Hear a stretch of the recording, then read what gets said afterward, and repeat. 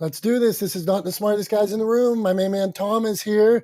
Hey Shirley, we're live. We're streaming too. This today we talk publishing and media and social and video and promotions. Today we're going to dig into video. Does that sound good for you, Tom?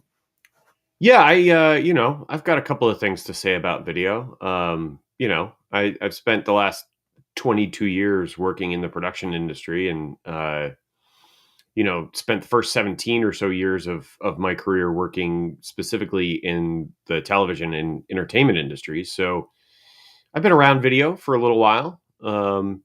Actually did some jackass esque filming when we were kids with a buddy of mine. His dad was a fan of technology and got one of those early 80s video cameras. If you're like late 80s, if you remember, it was the video camera where it had there was like a VCR that you wore on like a shoulder strap, and there was a cable from the camera that sat on your shoulder to the VCR portion that was like a satchel bag that you would wear around, and it was battery powered, and the batteries lasted for like 20 minutes. We he has a pond on his property, and we jumped our bikes into the pond and filmed it. And it was much less entertaining than we were hoping for, but that was probably the first thing that I remember like putting on camera. Did you think that made like an early love for you? I don't know about that. It made it clear to me that sometimes ideas don't translate to a visual medium, because it was really, we thought it was gonna be like the next, like the best thing we'd ever seen. We thought it was gonna be. We were absolutely convinced. If you had sat us down, and I forget how old we are, we were like maybe 8 or 10 years old or something. And if you sat us down beforehand and said, "What do you guys think this video is going to be like? What are your expectations for the viewing experience of what you're about to create?" We would have basically had you convinced that we were, about to create, the next Scorsese great, or we were going to be the Quentin Tarantino's of VHS home recording in the 80s. And it was nothing but massive amounts of disappointment when we actually watched it back. It was so anticlimactic. I can't even stress how anticlimactic it was to watch each other ride down a hill on poorly filmed videotape, and then just kind of like fall into the water. It was the worst thing ever. So it definitely did not inspire me per se, I don't think. In hindsight, if I had to take a lesson out of it, the lesson was that sometimes your ideas and ambitions don't translate well onto tape or into a visual medium. So, but that was the first thing I remember filming. All right, let's do this. That's good stuff, Tom. And you need that same video thing again. I think you could do the coolest videos. I could just see you wearing that thing over your shoulder, and it just seems rad. So we're gonna dig into making video today, whether that's like last week we dug into publishing a little more, the roots, whether it was writing your story or um, how to market yourself. Today we're going to really dig into video. I'm going to put the Creative Con link up there too. Julie, if you might, we're going to have a December 2nd event, and just we're going to talk publishing, podcasting, production, promotion, public speaking, and it's a free event. So we're going to put that link up there if anybody would share it. And if you wouldn't mind sharing the room today, because we got a late start. I did not know that I had this room on replay every week, and I didn't know that you just automatically need to replay it. So I'll tell you a story in a minute. We're going to go to Julie and Prof T and Jason first. So Julie, video tips. What do you got? Anything you're thinking? Anything that you've crashed and burned on before making videos? Anything that we need to know? Go on, Julie. I've crashed and burned on every single video, so I am going to learn today. But thank you. How? So hold on, you don't get off that easy. Oh, How have you crashed and burned? Tell me an example of crashing and burning. I mean, I just do what I do. I know I don't do it at a professional level, but I kind of just go with the feeling. I mean, I guess I haven't crashed and burned on every video. I just did a video with one of my clients, and we've gotten like 2,500 views and tons of engagement. But it wasn't if you will. I don't know. I kind of just to myself. Yesterday, I did an Instagram live, which was interesting because I just like brought people up. But I mean, the Instagram live. Why is Instagram Live so hard to start and so hard to get off of? Did you ever notice that, Jolie? Like I'm like at the end, like powering down my phone and things like that. It I just don't know. I yeah. didn't have a problem ending it. It's just, I think it's, like I just had randos come up. There was no rhyme or reason. I'm like, let me just try this out. But by doing it Instagram live, and again, I don't believe like followers, what are followers? Let's take a deep dive into followers. But I did receive a lot of followers just by doing it because I know Instagram likes and I'm always promoting Creative Con, by the way. We're family here. So, like, I mean, I did get a lot of followers despite jumping on an Instagram live. The house was quiet. So I'm like, let me just try it. But was a good video? Maybe it was. If people liked it, I can't say it was professional looking or anything like that. So, but it was fun. I like live interaction. I really do. So, Okay, live video, that's another angle to it. So we'll dig into that too. So Prof T, video, positives, negatives, things we need to do. What do you got? Any crash and burns, Prof T? Good morning, everybody. Thank you.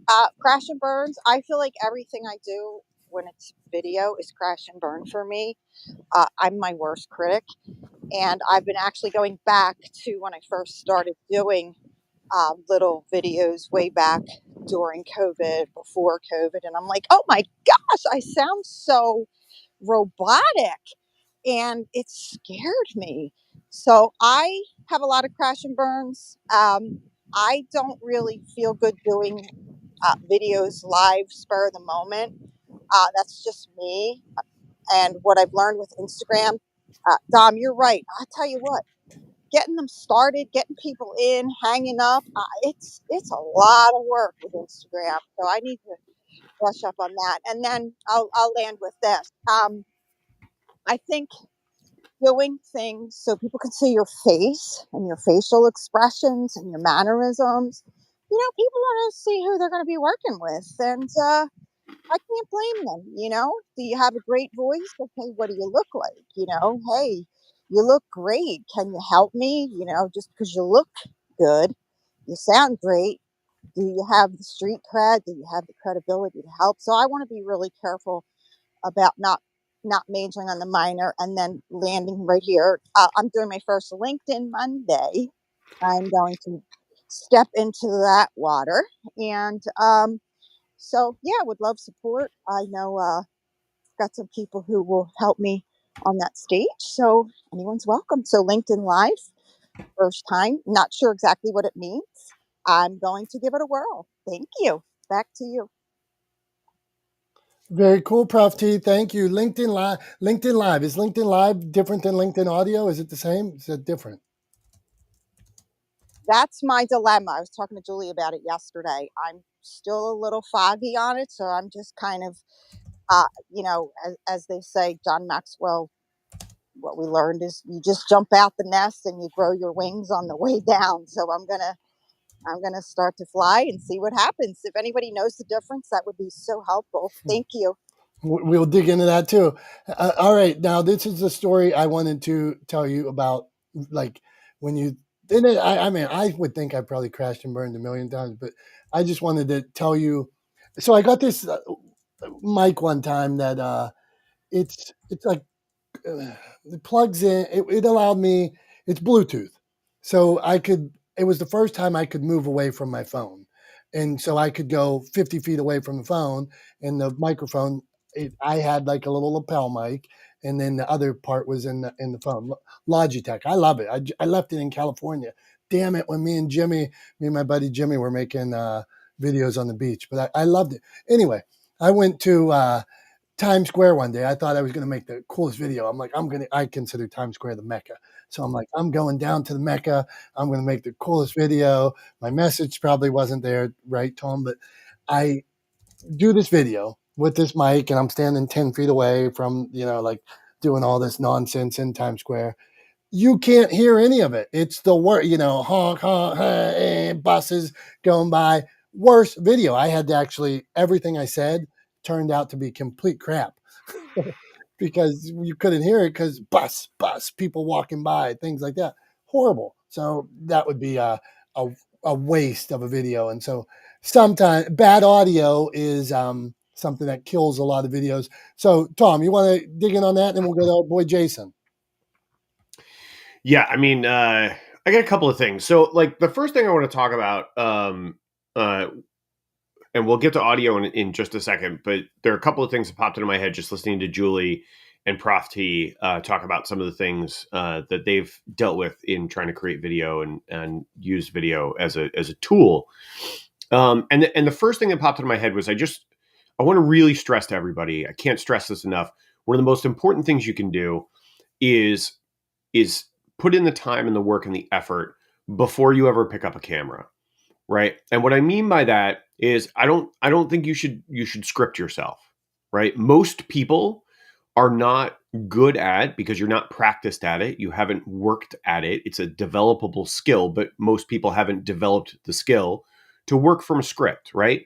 And so if you try to read from a script, you're gonna sound pretty robotic, right? And the example I give for that is, we all remember being in like high school English class, and you're reading, the whole class is reading the same book, and the teacher goes around during class and has everybody in the room read a paragraph or a page, right, from the book. And as you do that, I want you to think back to those experiences, think back to it, and try to remember how many people in the room were really good at reading out loud. And I'd be willing to bet that if you're honest, the truth is maybe one or two, but largely speaking, nobody was good at it. Everybody sounded kind of robotic. And that's what people sound like when they're reading a script, right? It's a practiced skill.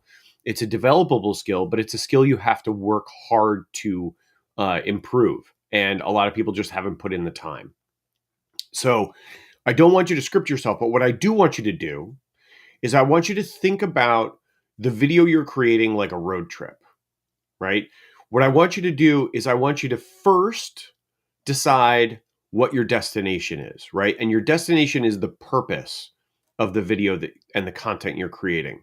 So pick your destination first. In the same way, you wouldn't just get in a car and start driving and say, oh, I'm going on a road trip, right? You would say, I'm going on a road trip to California, right? For me, cross-country road trip from New York, right? So whatever. I'm going on a road trip to California. I'm going on a road trip to Pittsburgh to meet Dom for the first time, right? Like, could be something like that. So you pick the destination first. And then everything you do from that point forward, as you work to create that piece of content, as you develop that video, that idea, is all in service of that purpose, right?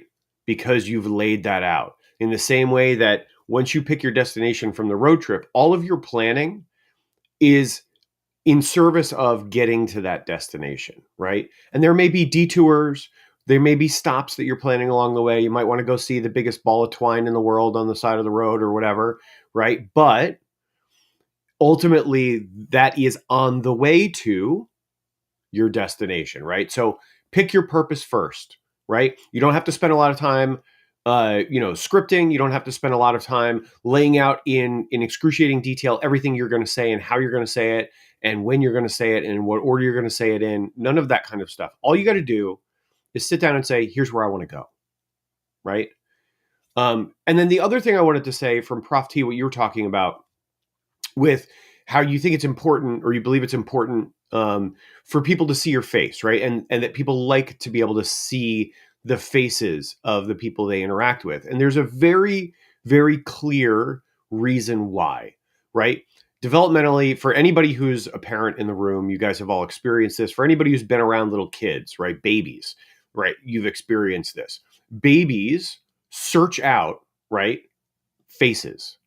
They search for people's faces, right? When you pick up a baby, when you talk to a baby, when you lean over the crib of a baby, where does it look first, right? It looks to your face. It's instinctual. We have it, it's built into, coded into our genetics that we look for people's faces. Why? Because it allows us immediately, in an instant, to identify the emotions and the intentions of the person we're interacting with, right? Or listening to, right?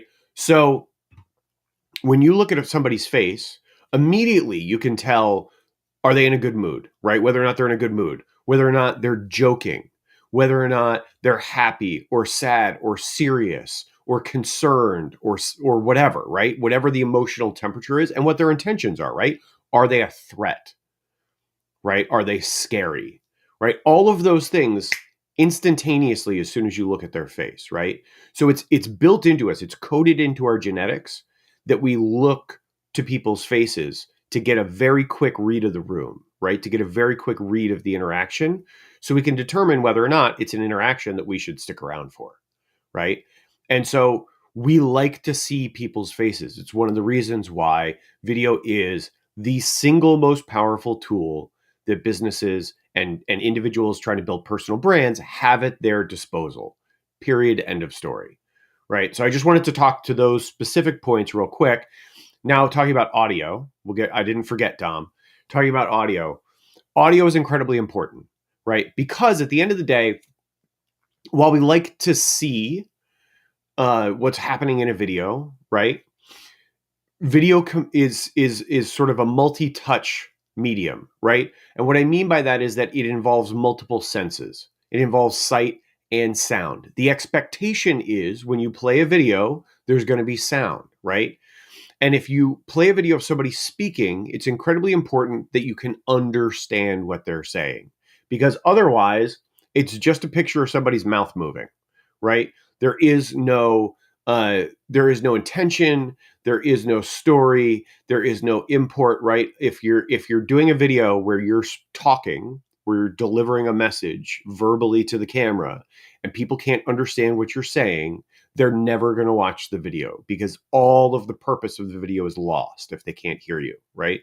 So audio is incredibly important. And actually, when you look at the statistics, just based on numbers, people are more likely to flip away from a video with bad audio than they are to flip away from a video with good audio but mediocre video, right? So when I hear Julie and Prof T both say they didn't feel like the stuff they were creating was super professional, it doesn't matter. Nobody expects Julie or Prof T to create videos that look like they were produced by, Scorsese, right? Nobody expects that. Nobody's putting that expectation on you, right? And if you think that expectation exists, it only exists in your head, right? Nobody's putting that expectation on you. All you have to do is be authentic and be legible, right? Be clear in what you're saying and be clear for people to hear and understand. And they'll forgive, if it's on your cell phone, right? Nobody is going to get upset. In fact, high-end productions fake cell phone videos. I just saw a Mint Mobile commercial the other day online where Ryan Reynolds was wearing like an iPhone, just like Dom is, if you're watching the video, right? An iPhone headset, right? The white headset with the mic built in, right? Just like Dom's wearing right now. He was wearing one, right? And talking into it. Now, I would bet money that was shot on a professional camera, that it was recorded using professional microphones, that he was not actually talking into the microphone on the headset that he was wearing in the video, that was a prop, and he was doing it to make it feel like a video that people would recognize, right? And it was on TikTok, this advertisement, right? So he was doing it to sort of mimic what the expectations are on TikTok, right? So if Ryan Reynolds, who is like incredibly proficient in performing on video, if he is trying to make his video look worse, right, and look more amateur to appeal to a broader audience on the platform that he's on, I don't think you have to worry about it, right? I don't think you have to worry about filming stuff on your cell phone. I don't think you have to worry about, whether or not the camera shook just a little bit at a particular point, right? Is it legible? Is the purpose and the message clear? That's much more important than having professional, quote unquote, professional quality video. Because let me tell you, professional quality video isn't about the camera you're using. It's about who's filming the video, right? You wouldn't determine whether or not a carpenter was a professional carpenter based on the brand of hammer that they used, right? It's not about the tool. It's about the hand the tool is in, right? So just don't don't get hung up on those things. Like, don't get hung up on the little stuff. You're much better off to create video that's on point, on message, and delivers for your audience. So those are my thoughts. Was that enough, Dom? Did I go on That's for good. long enough? That's good. No, you went on. You did good, Tom. You gave us lots to think about, and we will continue. We'll continue around. Jason, man, what's up? You making videos? You care how you look? Is it something that frightens you, or is it something you're like, F it, I'm just gonna kick ass? Go on. I don't let any of that self-describing negative thought process. If I don't know how to do something, why in the hell am I going to criticize myself? It's natural to do that. Look, no matter what you're filming or recording audio or you're pursuing a career, you know that every endeavor is going to have some level of difficulty. It's just that simple. And if you expect like an app, a phone, a camera is supposed to magically make you appear, kind of like reiterating what Tom was saying, then, you've got another thing. I heard people complaining in another room about, hey, I hate Descript. Why? Because I can't create space and I can't do this and that. And I'm just like, and then when you ask the person, did you take time to actually learn your equipment and your material? Speaking into a camera, rehearsing yourself as you speak. Are you giving yourself delays when you speak? Do you look and focus? There's all these innuendos. There's always something to work on. But if you ever just give yourself the space to learn and practice and get good from one stage to the next and then continue to train, then you have something to work with. Video can work great for anybody, but you have to get off the high pedestal that you're on, that something owes you. You're not good. It's not worth your time. It's not worth your time if you don't have a paid interest. It's just that simple. Like, some people try to discourage me from the talk, like, I'm promoting the idea. You should try to be monetizing from the day one you start making content, whether audio or video. You should be working on that perspective. You didn't get into podcasting or vlogging or YouTube just for, giggles. You got into it for a reason. Understand your reason, write your structure, create a workflow, and go with it, and be willing to learn, not just from your experiences of where you didn't succeed, but others who can aid you. And if you can do that, you'll have a lot better time. You'll understand why you're telling the story and why you're presenting it. I just want to keep it that concise. So, yeah, thanks. Jason, okay. So do you ever go back? I'm going to ask you both on video and podcast and listen and say, like, let's say me right now, if you're looking at me, I have my arms to the side on the live stream. It is weird. I wonder if people ever go back and say, do you ever go back and say, why did I do that? Or, oh, I'll go back and say, I moved my hands too much. Or we talked about this before I was on like CBS or KDK in Pittsburgh one day, and I've been on them both, but one of them, I was really leaning forward. I had this nice like tan suit on, and I think I nailed all my points. And then I watched the video at home, and I was so hunched over. It was so depressing for me. So I looked and thought, nah, next time I'm going to be straight up. I'm going to sit up straight like Tom sits up. So Jason, you ever go back and do that kind of thing? I look at notations not for what I'm exactly doing right or wrong, but what was the overall feel. Put myself in a third person view as best you can. And when you do this, like I'm looking at you, both you guys right now. If Tom keeps looking side right to left, and you're looking at, say, like a YouTube, if you're a YouTube consumer that's never looked at you, could or Dom is flexing his muscles. If he's doing these things, is it like what John Wiley said? Is it punching people in the mouth to keep them interested? If you're on camera and you're shifting right or left, or you're flexing your muscle like you're Rocky, yo, what's going on? If I'm not punching you in the mouth every 2 minutes, with attention, that's what we were talking about yesterday. If you're not punching in the mouth and you're kind of looking disinterested, this is what takes away from the optics of you and your content. This is how people check out. If you look at Tom's background, the lighting is perfect. The background focuses and accentuates his dark shirt, his hat of his brand. And so you look at his face optically, say, okay, I'm going to look at that. Right.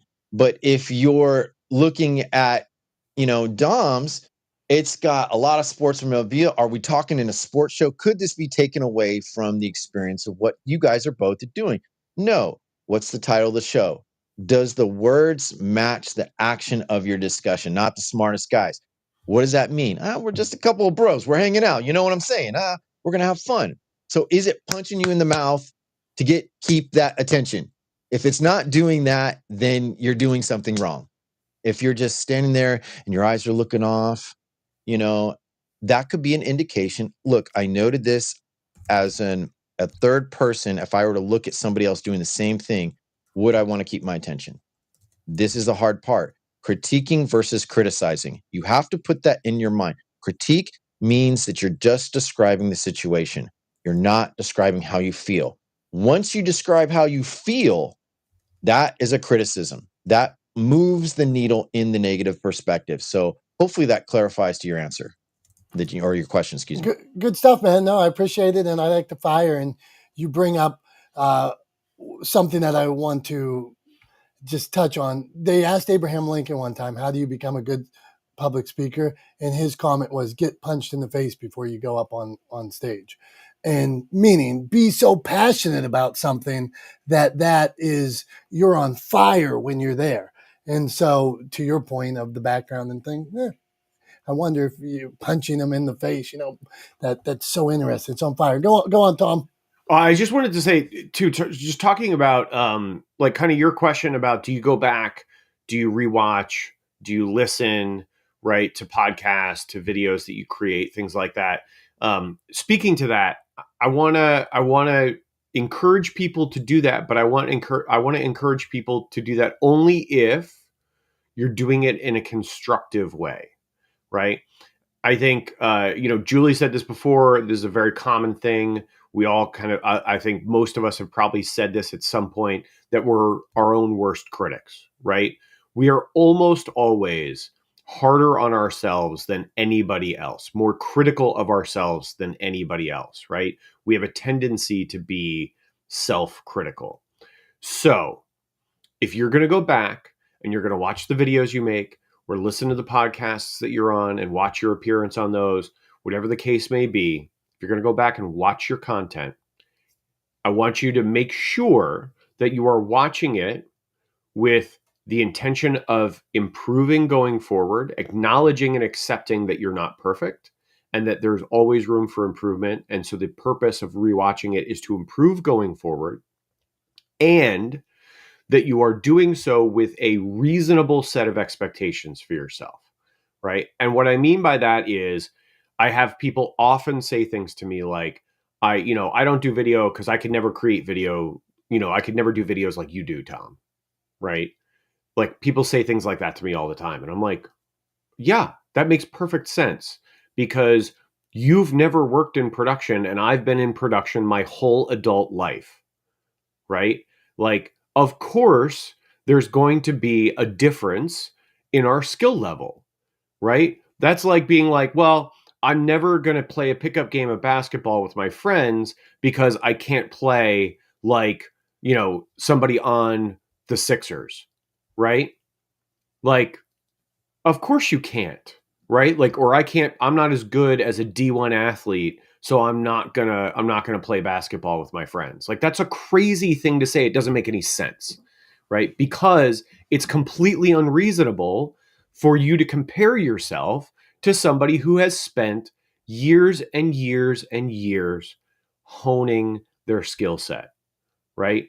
So make sure that you put reasonable expectations on yourself. And the other thing you can always do, people love stories, right? I mean, this is like we could spend literally days talking about sort of the impact that storytelling and stories have had on human evolution, the evolution of culture and society, all of these kinds of things. It is literally coded into our genetics to like stories. People like stories, right? And there's this monomyth, right, called the hero's journey, which all the writers in the room, I'm sure, are familiar with, and probably the rest of you are too, even if you don't know you are. Right? It shows up in a lot of the most popular films. It's in like that we know, sort of like cultural, iconic, generational films, right? So like the Star Wars is a hero's journey story, right? Harry Potter is a hero's journey story, right? And then if you want to get it back into antiquity, the Iliad and the Odyssey are hero's journey stories, right? So like uh we love stories. So when you're sharing your story through video, bring the audience along for the ride. If you are actively working on improving your skill set when it comes to creating video, talk about it. Tell them, let them be a part of the journey with you. Let them see your successes and failures, right? Share them with the audience. Let them experience your journey. They will love you for it, right? So don't try to hide that stuff. Don't try to put forward this false veneer of perfection because nobody believes it, right? Be honest and authentic. Be relentlessly authentic, as I like to say, right? Be authentic with who you are. Bring your audience along for your journey as you work to improve your skill set. So thanks, Tom. I just wanted to jump in and you got me going today. All right, good stuff. And here we go. Hijacking. You're fine, man, and that's the point. Every week we have all types of experts in here.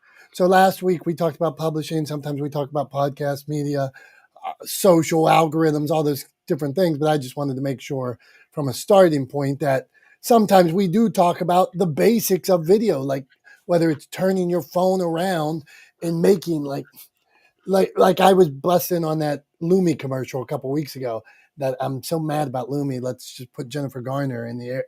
But they are mimicking a cell phone when they're doing their Lumi video, and it's whoever mimicking cell phone. So often I just want my authors and people I work with, turn the phone around. Give me 30 seconds. Give me 10 seconds. Try Clubhouse with your message. Try Clubhouse and get on one of these other stages. And can you tell your message in 30 seconds? Can you do it in 15 seconds? Can you be clear? Can you be concise? And it's the same with the video. Before you go speak for 2 hours, before you do a 2-hour video, before you do a series, can you do a minute? Can you turn that phone around and get interest? I don't want people to struggle with paralysis by analysis or, so much fear. Just try that. Start there. Start where you are today with what you have. Marcella, we're coming to Marcella. We're talking video. We're going Marcella, my buddy Brian P. Swift, John. It's Marcella, bro. Marcella. Well, thank you. Thank you, brother. Marcella, what's happening, Marcella? Tell us, you making videos? 3, 2, 1. No video for her. We'll come back to Marcella. Mr. Brian P. Swift, do you get up and make video?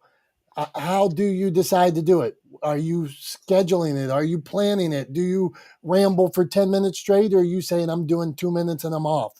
How are you doing your videos?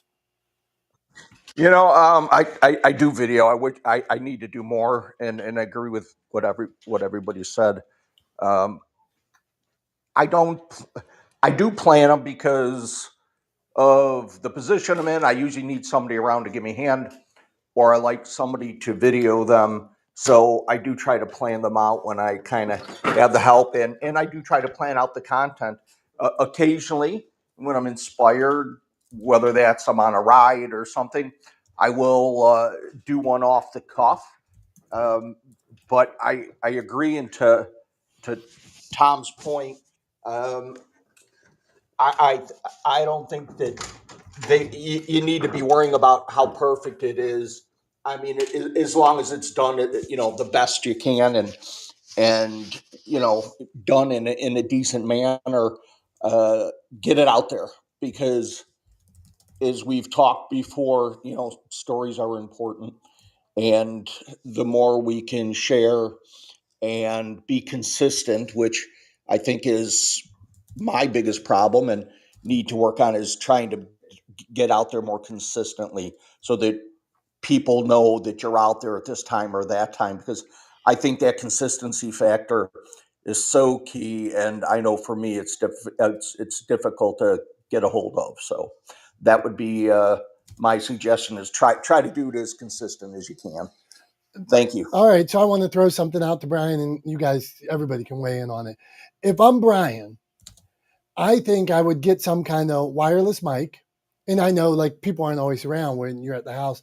I'd get some kind of wireless mic, set your phone up on the side, set your phone up out back or 10 feet away from you, and then know that I'm going to do 2 minutes. I'd do that 2 minutes, 4 different times, and then just clip the ends off of it. If like early on, this is for early on, my guidance, like Tom might say, go live and do your 40 seconds straight.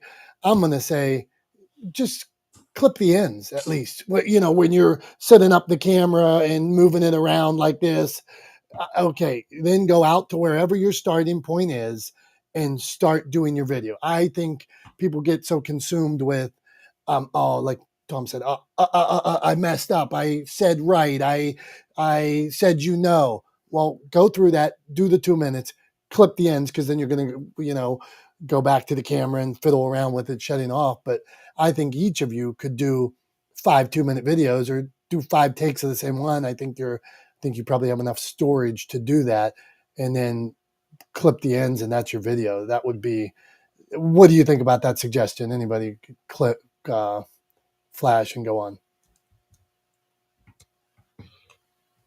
I agree. I mean, I think if you have the time and you can knock out a couple videos, if you're planned out, and then it gives you the opportunity to be more I guess to have a handful of them that you can start to be consistent with. Our Isn't the buddy, worst thing. Brian, our buddy Harry Spade, who a lot of you in this room know, he said he started doing them like on a Monday, let's say for 30 minutes. And micro videos, micro short videos. And then he's even changing his shirt during it. And then he has videos for the week. He knows basic message. He goes out and then he can use those. He makes in 30 minutes. He's able to make 10 videos. He can share them on 3 different platforms. So he's getting 30 videos in 30 minutes on a Monday. So I think we are over, and I've been victim of it too, over complicating the videos. So, and then once I started over complicating them, then I struggled to get back to just making them with holding phone in front of face, because I started thinking, ooh, I'm a videographer now. I'm a master of productions. I am so good at this. And then I started thinking, oh, we need this every time. But to Tom's point, nobody cared. They just wanted the 30 seconds or 2-minute message where I was being authentic and telling them what I wanted to say. So let's keep it rolling. Not the smartest guys in the room. Please share the room. We started late today. I messed up my settings, so had to restart the room. So we had a cool 9:35 start time today. John Jay, and now you're doing some video stuff. Any tips for us? Any things you're struggling with? Go on, my friend. Yeah, I did video a long time ago. I did some reels, some other videos. The rule of thumb I have is for me is I don't put my face in the video, and that's just a little formatting thing I do. But here's the reality: for me, it creates more work that doesn't generate response. So I'm more effective if I take that time that I would dedicate to doing videos and work on search engine stuff, work on social media, work on discoverability of my show. That's been a successful formula that works well for me and continues to work well for me. Creating videos is just something else for me to do and not do well, by the way. So my philosophy is, um, if it's more work and it doesn't generate revenue and it doesn't increase my bottom line growth, then it's a task that needs to go away.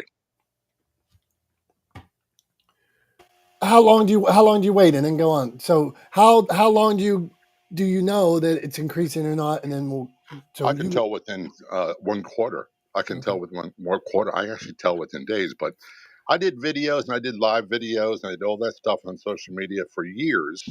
And the truth is, every time I dip my foot into this video thing, my show is formatted. My number one consumer is radio stations. That's why I focus my attention on. Then, secondly, is social media. And third is the podcast. And it's all audio based. Video creates more work for me and it doesn't bring about any results. None. So I just don't do it. I instead focus my time and energy on stuff that does bring about results. Thanks, brother. Go on, Tom. I would so I would just push back a little bit. And this is like a sort of a common complaint that I hear a lot about video, right? So John is definitely not alone at all in his feeling that video just doesn't kind of deliver for him. My pushback is that I feel like, or I believe, and John, if I'm wrong, please correct me. I know you will. It feels like you're doing a bit of an apples to oranges comparison, right? And what I mean by that is video is not a direct response medium, right? So when you talk about doing things like SEO work, when you talk about other forms of marketing, right, where there is direct response, right, where you can measure very clearly the interactions, right, that particular piece of marketing is generating, right, whether or not it's actually creating the feedback that you're looking for in terms of clicks on Google or interactions on social or whatever the case may be. Video is a little bit different, right? Video is more of a, like, the way I like to describe it is it's much more of a brand building exercise, right? It's about how people, it's best used as a tool for how people kind of see you and get to know you, right? And get to know your brand and your business and your organization and your values, right? And it's a good way to communicate and deliver value for your audience, right? But it's not a direct response medium. And one of the things that, like, I've gotten asked, I don't know how many times by business owners when I've had conversations with them about creating video content, is they've asked me, what's the ROI, right? If I spend 10 grand on creating this piece of video content, what's my ROI, right? And they want numbers that they can plug into a spreadsheet, right? They want a graph. And the simple truth is, it doesn't work like that. There is no measurable ROI for video, right? Because it's not a direct response medium, because there is no click to buy embedded in the video, right? Because it's not about a call to action. It's about building a relationship, right? It's about laying the foundation for a better relationship with your community, right? And giving them the opportunity, giving you the opportunity to deliver value to them, giving them the opportunity to get to know you better, right? So there is no measurable ROI for video, and marketers get this wrong all the time and say up, down, left, right, and center. Like, they'll quote ROI for videos, and if they're quoting an ROI for video to you, they're lying to your face. You cannot measure ROI on video content. It doesn't work like that. You can measure ROI on a post that maybe contains video content, but not on the video. And that's one of the big problems, is like we fall into this trap of trying to get real quick answers for things. Like, does this work? Does it not work? Like, give me a binary answer, yes or no, up or down. And it's like, doesn't really fit into those categories. It takes time. It could take years, right? Like there are people who are content creators who have huge followings, right, on YouTube, right? There are YouTube content creators that have millions of subscribers on their channels now, right? And most of them, if you go back, spent years creating content. Like I'm not exaggerating. I'm talking 3, 5, 7, 10 years of creating content with a handful of subscribers before things really started to kick off for them, right?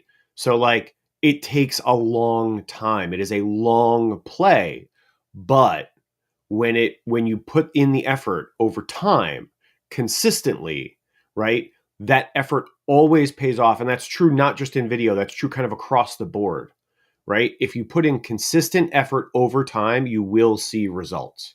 It just takes a while to get there, and the gains are incremental. Yeah, and I would just counter back saying, listen, there's so many hours in a day, and there's so many things I have to get done.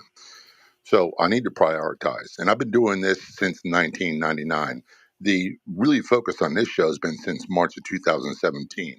And I did a lot of video in 2017, 18, and 19. And the results were nil. It just created more work, which kept me from doing things that did produce more work, more results. So I'm not anti-video. I'm anti-video done poorly. I'll just say this: if it comes down to prioritizing what produces results for me and what doesn't, what produces results for me is always going to win. Hey, so I go on, just Tom. want to say I appreciate that, John. Appreciate that. Yeah. Yeah, fair. And I'm just, you're making me think, should I get off threads today? As like, I mean, when we talk, John, you on threads still? Yeah, I'm still on threads, and here's my strategy is, and it's not a big producer, but the number one producer social media wise for me is Facebook, and then one called Newsbreak. And it's really not social media, but I put in that category because of followers and reactions and shares and things of that nature, which has a direct response on Google and direct visits to the website. But when I do new episodes of the show, which I'll do today, I post it on Facebook, and then I'll post it on every other social media platform as well. The two social media platforms that I post on every day, number one is Facebook. I don't produce on the other ones. And secondly is LinkedIn. The other ones, it's Instagram because it's linked to Facebook. I do it about every third or fourth one, but I don't expect results from that. But the Threads one, if I get one more listener, it's worth it to me. Right on. I feel you with that. And so for me, when I'm sharing like YouTube links and bikes and hikes links and people's books and stuff, that's why I do it. If I share it all those places, it doesn't take that much time. I share new authors, places, all, on I flood all those places with links to buy their books, links to shows I'm supporting them. Maybe they get a direct buy. Maybe we get one more follower on one of those things. But I am wondering, to John's point, like on a thread or a Twitter or something like that, if I only have so much time in the day, sometimes I'm thinking, what could I cut out here? So, all right, we're going to keep going. Not the smartest guys in the room. Phil had a question before. What's up, Dr. Tachi, Carrie? Hey, Cade, Nikki, Kathy, we appreciate each of you. Marcella, I stopped on you before and I didn't get you. So, Phil, you had a question. We go left to right here, so that's why I didn't jump to you originally. But Phil, with the doodle picture, what do you got for us, my friend? Hey, Dominic, thank you for allowing me up. And hey, Tom, everybody in the audience. Dominic, you triggered me when you said, I'm probably not quoting it right, but when you mentioned about someone getting punched in the face just before they go up on stage or to go live or do whatever they do to get, I guess, that power and energy up. And I kind of get that, whether it's virtual or kind of a, real life kind of slap yourself around. But I think about that, but then it's like, how do you do that every time in your content creating life to keep that same energy that your followers, listeners, or subscribers or whoever are expecting from you? Are you amping yourself up like that every time? I mean, for me, I'm a little different. I don't have a podcast, and some of you probably have heard. I'm probably going to get one day, but I record live a lot. In other words, I go live and then I turn it into a reel on Instagram, or whether it's short, 30 seconds or a couple of minutes. And my other space would be Amazon Live. It's the QVC type Amazon platform where I'm more long form on there. Everything for me is live, but then after an hour, hour and a half, 2 hours of a live shopping informational educational session, it goes into a recording again. So I'm not worried about what's recorded. Whatever I'm giving out live, I expect it to be the finished product. And because of that, I'm I can do that because I'm speaking on what I know, and that's 40 years of security. I can give it a Forrest Gump talking about shrimp kind of thing, where it doesn't matter. I can run with it for 20 seconds or 2 hours. So that's where, and my energy for those, I really just plan to run a show, whether it's a run of show, my live or recording for 30 seconds or a minute, or my run of show for 2 hours, to figure out how I need to get my content out. And in getting my content out in those longer forms, it's settling in and then revving up and rolling into my run of show to make sure I'm giving my listeners what I plan to give. Um, with the authority and confidence that I know that I have. And I love it. It's cool. Now, I'm gonna be, as I always come into these rooms to listen to the smartest guys and gals in the room. Uh, I've got to turn all this now into getting my podcast going. So I got to figure out how to do the same thing, and I will figure that out. But I appreciate you guys. You guys get me charged, and you get me fired up sometime. I love that slap in the face stuff, Dominic. That was pretty cool, and I might do that the next time I go live on, let's say, IG, and see if it really works. Thank you. Thanks for that, Phil. I mean, I would say, maybe getting slapped in the face is not always practical.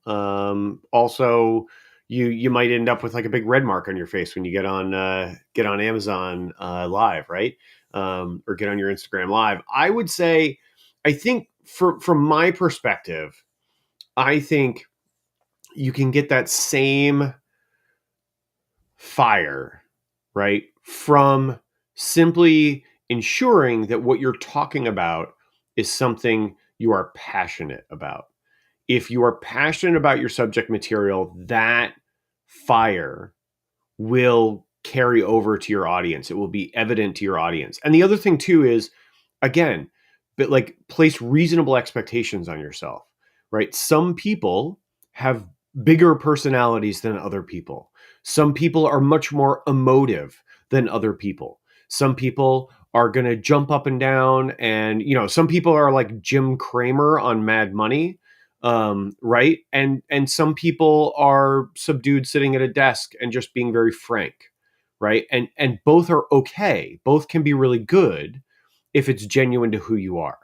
So don't feel like you have to be Jim Cramer on Mad Money if that's not you, right? It's not me. You're never going to see me jumping up and down and honking horns and playing sound effects and screaming about something on camera, right? Like that's it. And if I'm doing it for a specific effect and as a joke, right? Because that's not me, right? I would never do that seriously. I would do it as a joke though, because I do think the whole thing is ridiculous. But it's not my personality, and so I am passionate in the way I express being passionate about things. Right? I do it through my voice, through the intonation of my voice. I talk with my hands a lot, right? Which I'm doing right now. If you're watching the video, my hands are waving around in front of my face. And if you watch any of the reels and stuff that I post, you'll see how I'm holding the camera with one hand and my other hand is like constantly moving as I'm talking. So yeah, it's very individualized. And I wouldn't worry about, I wouldn't worry about sort of being over the top. It's that slap in the face thing is not about being over the top. It's about kind of that fire in your belly. And if you have that fire in your belly and that passion for what you're talking about, then I think that'll carry over to your audience. So just make sure you have those, you keep reasonable expectations and appropriate expectations on yourself. Don't compare yourself. Don't like it. Yeah. I don't know. I don't need to say it any other way. I'm done. I said it. Take it away, Dom. I'm stumbling over. No, you're doing good. I wanted you brought something up. So I do this show, Bikes and Hikes. It's on regional cable, airs in like 10 states, and then we air it on YouTube. So me and my buddy, we goof around, but we go out and explore nature. A couple weeks ago, we had a guy on. We went to see historic homes. The guy that a tour guide showed us around. He showed us the arches, the windows that were bowed, the 19th century houses, the 1920 houses, the pillars in front. Me and my friend didn't have to say a word, Phil, because this guy was so on fire about historic homes. And he was so good that really we sit there and just smiled because man, this guy was good, and he was so passionate about it, and he had studied in the Renaissance and all that in school and things. And man, when he got on camera, he didn't need to punch himself. It was the passion, and wow, we just watched in awe, really. And like now I want to go to these. I had never been to historic houses like that, and I can't wait to take my wife on the same tour now, and I see it's getting all kinds of views too. So this gentleman's killing. So, and we just rode his coattails. Uh, Live, not the smartest guys in the room. That's what I put on there today. Sorry, the room was late. I'll fix it up for next time. We'll have a bio and everything. Dr. Tachi, Prof T, you flashed there. I thought you flashed. Did you want to add something? Maybe I'm seeing things. Okay. Dr. Tachi, teach us about video. We were talking about Instagram Lives before, and you're killing on Instagram Lives. So go on, Dr. Tachi. Yeah, video. I'm trying to say what aspect. What aspect? Well, yeah, we're talking. So the idea today was all things video, meaning like we really dug into publishing last week. Let's dig into production video, whether it's sitting up straight or having good lighting like Tom or whatever you're doing. Just what are the tips and what are the drawbacks? For me, like Tom, I'm a production person, so I'm a stickler about. I shouldn't say a stickler, but I like to see well crafted, well done video. To me, it just says that you respect the craft, you respect the audience, etc. At the same time, I do see the place for off the cuff video that may not be perfect because ultimately it really is message first.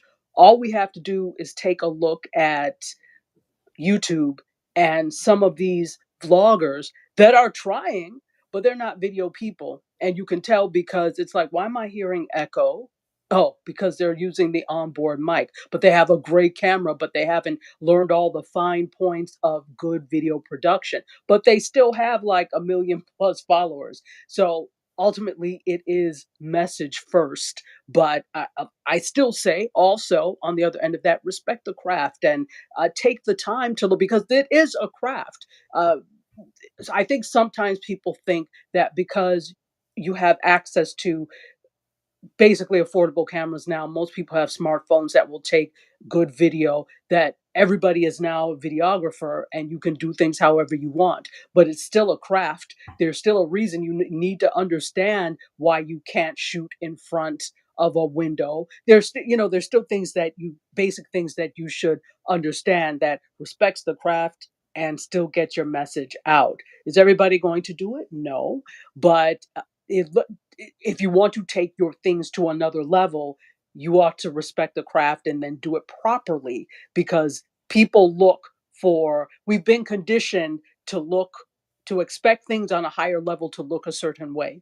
So if you're trying to do that, then you ought to emulate the look of things on a higher level. And then really quickly, finally, it was cool you're speaking about IG Live.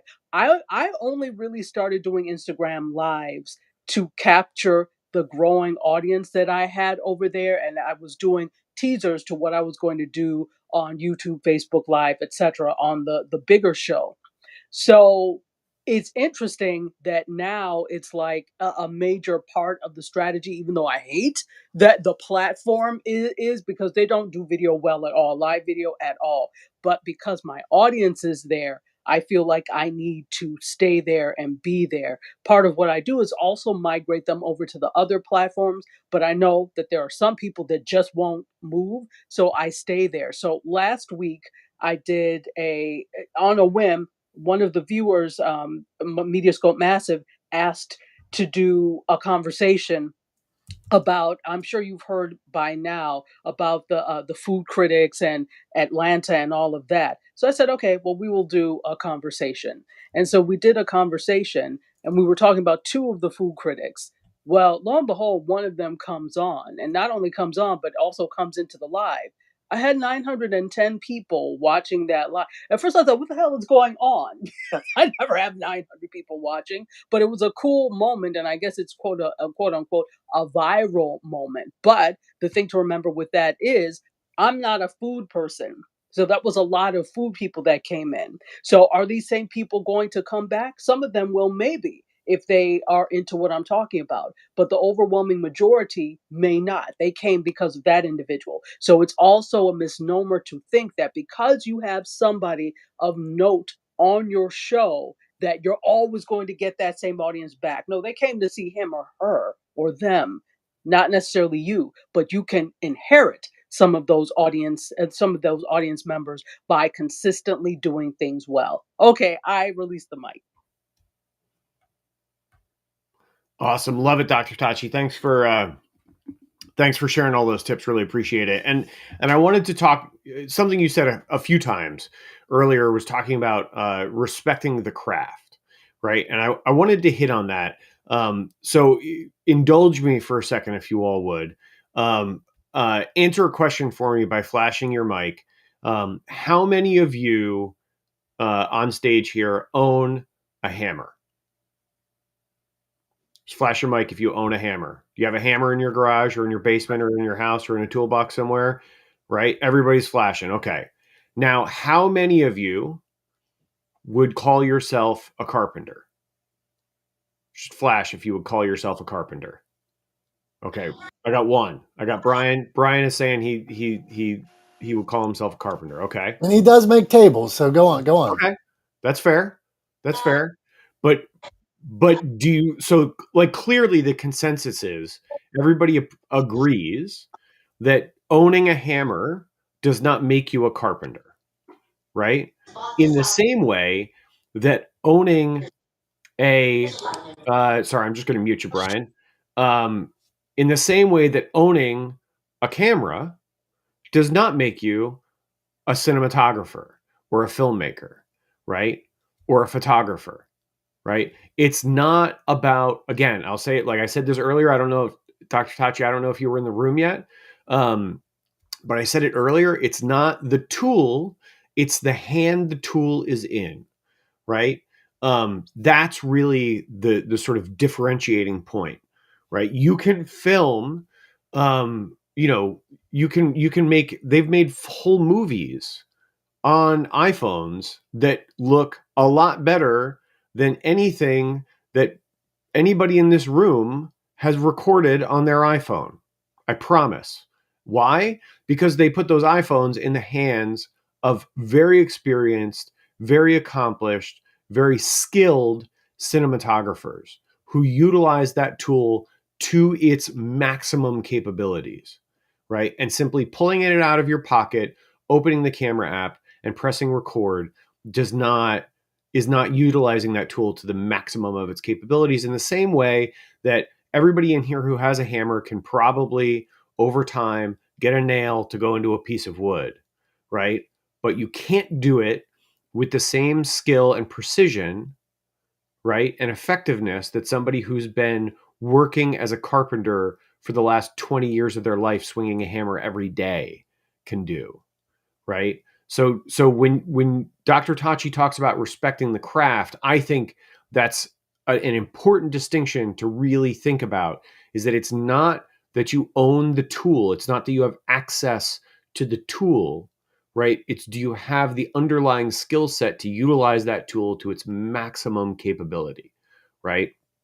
That's the differentiating factor. So just bear that in mind. And again, it's okay, right? Like everybody starts somewhere. Brian, if Brian making tables, like the first table that Brian made is probably objectively not as nice as the most recent table that Brian made, right? And that's because he's improved over time. The more he's done it, the better he's gotten at it, right? And we all understand that that's how things work.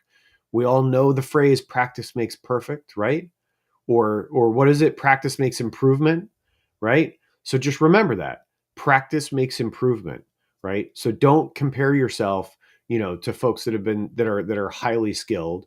Respect the craft and do the best you can and be honest about where you are in your journey on creating video content. So I just wanted to throw that in.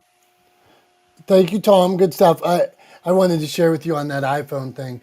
One of my buddies, he worked on Gotham and Law and Order, and he's in the whatever production union they have in Pittsburgh, and we do some stuff together. We write together. So me and Brian Swift, right there, we wrote a screenplay one time, and we were working on like teasers for it and things like that. So I get my production buddy to come and help me. And he's got this one camera that when he was in film school, I think it cost like $15,000 or something. So I was so excited that we were going to get to use this $15,000 camera. I'm like, Justin, can we use the camera? And he's like, yeah, I'll bring the camera.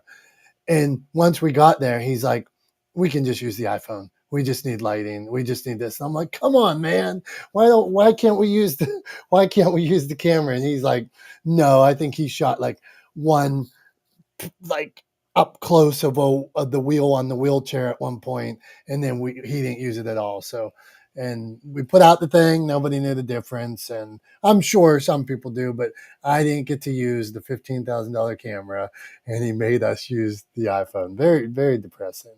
So, what do you think about that, Tom? I mean, I think, look, if you're working to create a sizzle, it depends on what you're trying to do, right? And what your end goal is. And again, who's there, like whose hands are holding the tool. I mean, look, if you've got a really high quality tool and you've got the hands to utilize that tool to its capabilities, then I mean, my argument would be use the tool, right? Like I wouldn't Didn't let me. Hold on. Well, he was going to use it. Yeah, well, of course he wasn't going to let me, but yes. Yeah, no, I mean, like, so that, like, that's my attitude. Like, look, if a friend reached out to me and said, hey, can you help me with this project? Can you shoot it for me? Right. And I showed up, like, I would use my equipment.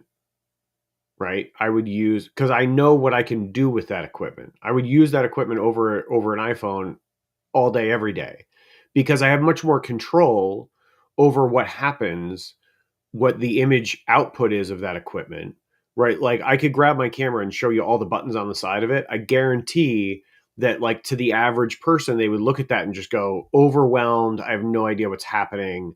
Like I can't even begin to play with your FX9, right? Which is like my main camera. It's a Sony FX9, right?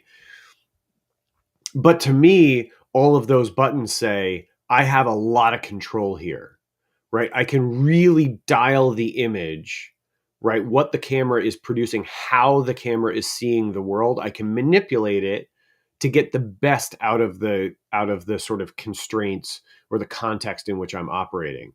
So, I mean, I would always use the tool, the best tool I have for the job, right? Is, and I don't know, I wasn't there. Maybe the iPhone was the best tool for the job, right? I don't know.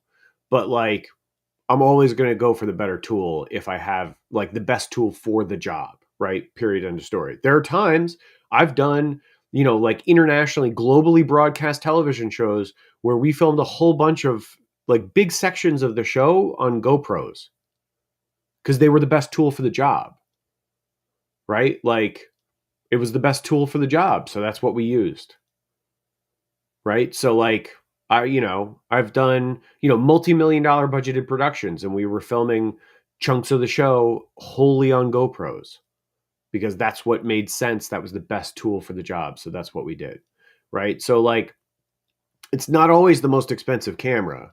It's really about the best tool for the job. So, I mean, usually my best tool is that FX9, right? Like that's if like that I own, right? You can obviously go up from that, but that I own, that's my best tool, and that's going to be the tool that I bring to bear most of the time.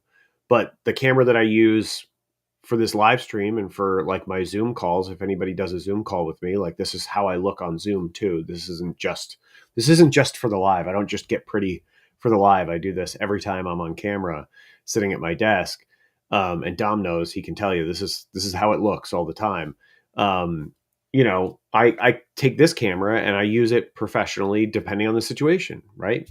Like it's also a really high quality camera. But it depends on the job. Like it depends on the application, and it depends on the context in which you're operating. So I don't know. I think always use the best tool for the job, and sometimes knowing the best tool for the job is part of the expertise, right? Well said, brother. Not the smartest guys in the room. We do this every Wednesday. Thank you for being here. We will see you again next Wednesday. We're not going yet, though. We got Carrie. We're going to talk to Carrie, Jamie. Carrie, making videos. I know you do photography. You making videos too? Any pros, cons? What do you got? No videos, and I'll tell you why. So I've been listening to you guys talk about this person who has a $15,000 camera. When you are a professional, though, the file size is a lot larger, which means a lot more work. And you only have so many hours in the day.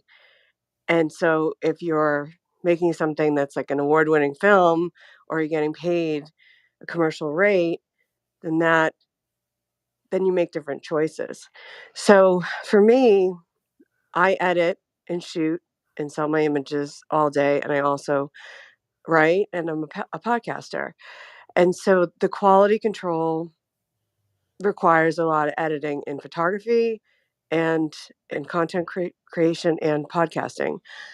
And so to add video, I would need to pull on another team of editors. I just don't have the time.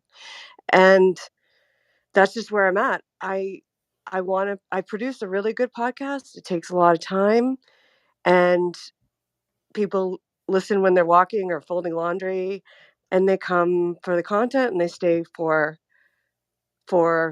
my personality and my caring and all those things and my flawedness. And it's like what John said, we're radio personalities, we're broadcasters, and I take it very seriously. And I take my photography very seriously. So all that fine detail and perfectionism, it's a lot of time and a lot of work. So I have not been able to add the video yet. And that's just my honest feedback on it, because I just feel like I can't do everything well without some support. So I'd be interested in hearing what people think about that. I want to go to John Jay first on this. John, if you were, just because it's unique, because John basically said, hey, there's only so many hours in a day. So is it, in Carrie's case, is it so many hours in a day that you just Yeah. can't add it? What do you think, John? I think Carrie is, and I have some insights because we worked together for quite a while. Carrie has an idea of what she wants to do. She puts a lot of time and energy in not just her podcast, her show, but in promoting it. And by the way, Carrie, the job you did on the photo for last episode was phenomenal. But she's also a top notch photographer, and she doesn't do anything half ass second rate. So she's like me. It's a matter of time management. When a position comes up where I have time and I have the money to be able to hire people to do something else, then maybe I will do video. Maybe I'll do the like The Rock does, where I do 5 different videos in one day, and then don't do it again for a month. But that's what they do, and they have entire teams behind them. People like Carrie and I do not. We're one man bands, and we've got to find a way to make it work. So we have to manage our resources and focus on, and I'm not saying it's for her, but for me, I have to really focus on what produces results to help me get to where I want to go. All these other things are nice, but if they don't produce results, then it's something I don't have time for. Fair, man. Yeah. So, Carrie, rebuttal. I mean, is video something you're thinking? Yeah, I want to start somewhere. Or are you just saying, I don't have the time. I can't make the time. I mean, I have the fancy cameras, I have the studio, I have the lights, I have all the components. to do that, but it's a whole other career if you want to do it at the top notch level. And if I brought in video to my show, my podcast, I don't know that I'd get more downloads. I don't know that those people are going to be watching on YouTube. I don't know that I don't know. We'll see. I'm not going to say never, but it's a long game. And I think the mistake that people make is they don't earn their badge as a podcaster. They don't understand what makes a good show. Consistency, what's in it for the listener, so many things, and they're trying to light themselves in and do all different things. And I think I've done it, and I've brought in people, and I'm like, I don't want to do this. It takes away the joy of it for me. I love being in my pajamas and wearing a Charlotte Love baseball hat and going live. I can do that all day long. It's easy for me, and it's fun. I don't know. It's a struggle. It's for sure. No, fair. And like I get people all the time that want me to help them run their social medias. I like as a publisher of books, that's where the majority of my income comes from. I don't have any time to help somebody else run their social media. But that offer keeps coming, but it's not something I want to do. I can't. I don't have the bandwidth to help one other person. That's what I think. Somebody else would say, "Oh, Dom, you're passing up money. You're doing this anyway." Well, I don't have the bandwidth. I don't want to do it. It doesn't seem fun to me. I don't. In no way do I want to do it. But that opportunity comes. So what do? You keep passing the opportunities. Go on, Tom. What do you got for us? I mean, I don't know. Like I think there's no. Here's what it is, right? And I think this applies to what you just said, and it applies to what Carrie and John are talking about. There is no right or wrong answer, right? There is no correct answer, right? In a broad context, there is no one answer that is correct for everyone, right? Every situation is a little bit different. And I would say if people don't want to or are not comfortable using video and are not, don't want to, don't want to invest or don't have the time to invest in it, and don't really have the interest, then don't do it, right? Because just inherent in the fact that you're not particularly interested in doing it, the fact that you're resistant to doing it means that if you do it, that resistance, right? That inherent sort of distaste or dislike for what you're doing is going to come through, right? It's really hard to hide.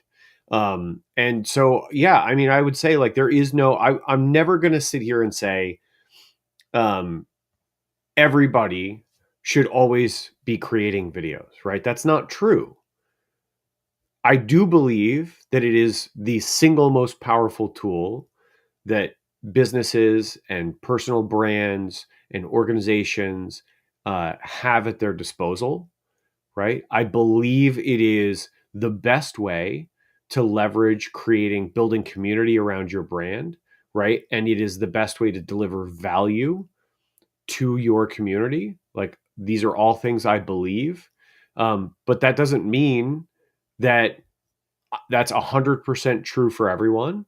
And it doesn't mean that everybody should always be creating video, right? Like there is something to be said for knowing your strengths, knowing your weak points, and using those to influence, right, or inform the decisions you make, right? So if like John says, he doesn't see the return on it, right? It doesn't produce the results that he wants, then don't do it, right? And for Carrie, if she doesn't feel like she can invest the time or the resources into it to do it at the level that she would be comfortable with, then don't do it, right? Because you're always going to be unhappy with what you turn out. And if you're consistently always unhappy with what you turn out, it's never really going to be very good.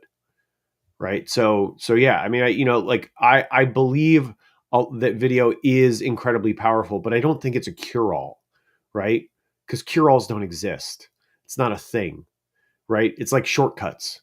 They don't exist. It's like overnight successes. They don't exist, right? There's a lot of other things going on that we're not seeing when we see like an overnight success, right? Or something that seems like a cure-all, right? There are a lot of processes that we're not seeing behind the scenes, right? Or behind the curtain. So yeah, I don't think that they're a magic answer for, like, video is not the magic answer for everyone, but I do think it's an answer for a lot of people. So I'll leave it that way. Thanks, brother, man. Good stuff. Hey, we appreciate everybody, and we're going to get ready for Tom's wrap up here in a minute. But first, it is for anybody watching the live stream, it is show and tell time. So we do this every week. So, and then I tell you about it. So today I am going to pull up. This is a boxing glove. So I'm holding up a boxing glove signed by the Pittsburgh kid, Paul Spadafora. Paul Spadafora. In Pittsburgh, there's a boxing scene, an MMA scene, and some of them have, like, Michael Moore fought George Foreman. Paul Spadafora, the guy I'm holding up here, he was going to fight Mayweather, and he was the champ of the world at one point, and then ended up shooting his girlfriend. Serving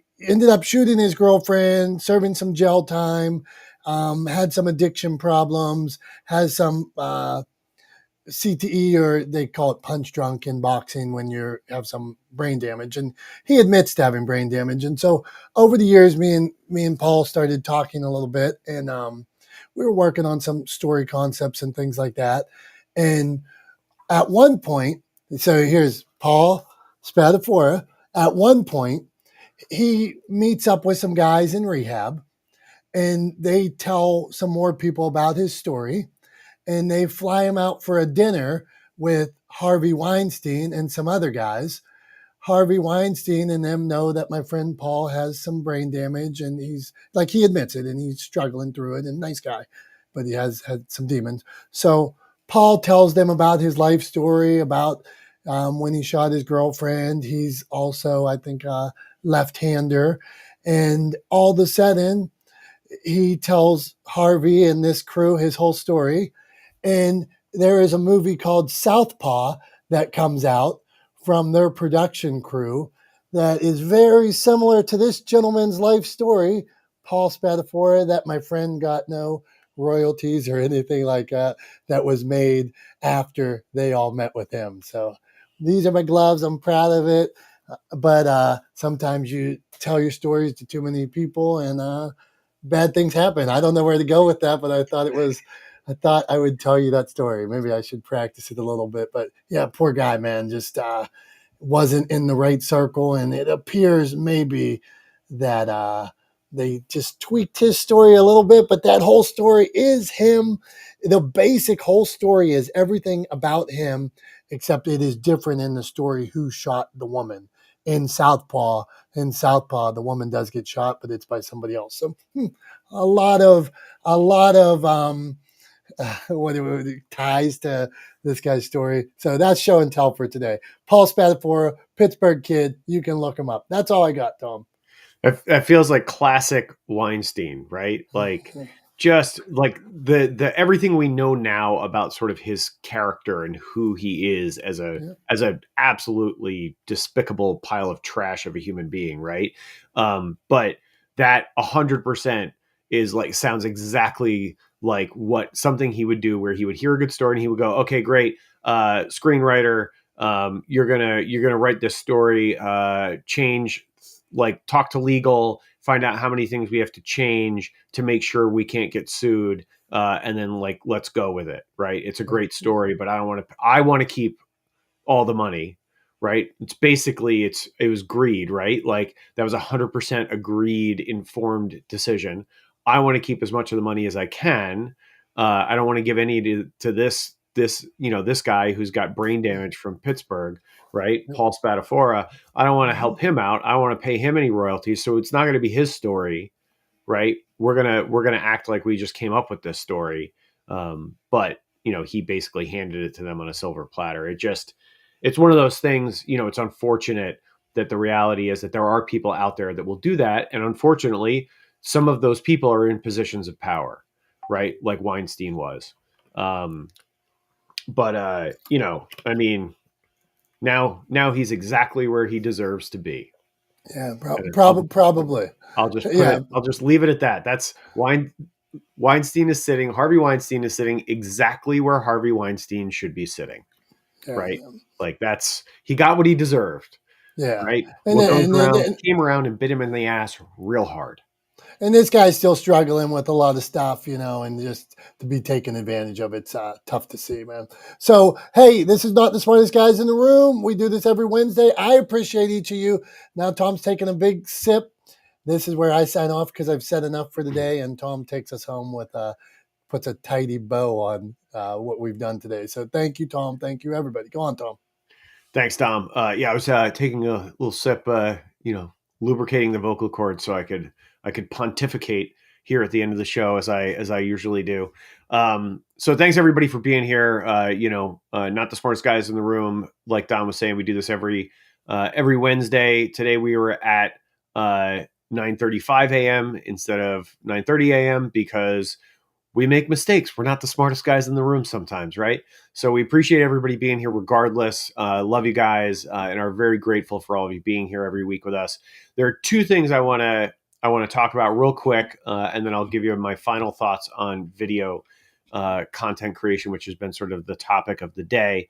The first thing is if you're on Clubhouse with us right now, there's a link up at the top.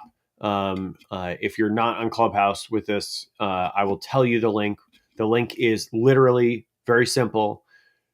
creativecon.com. That's CRE, the number 8, TIVECON.com, right? Go there, register for our free December 2nd masterclass. There's going to be tons of valuable information in that masterclass for you to help further your creative pursuits, whether it be podcasting, publishing, production, whatever the case may be, right? And then in addition to that, on February 17th and 18th in 2024, after the new year, we're going to be in Chicago at the Metropolis Performing Arts Center for a whole weekend. We're doing a 2-day event. Tickets are on sale now for CreativeCon 2024. I'm going to be there. Dom's going to be there. We got plans to do a live edition of Not the Smartest Guys in the Room there on the main stage.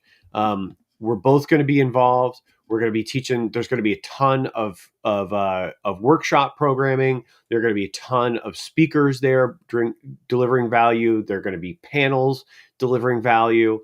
And the whole goal is to really help push forward and elevate the creative pursuits of a whole host of people who are interested in publishing, podcasting, video content creation, production, promotion, etc. So that's what we've got going on. I wanted to talk about that.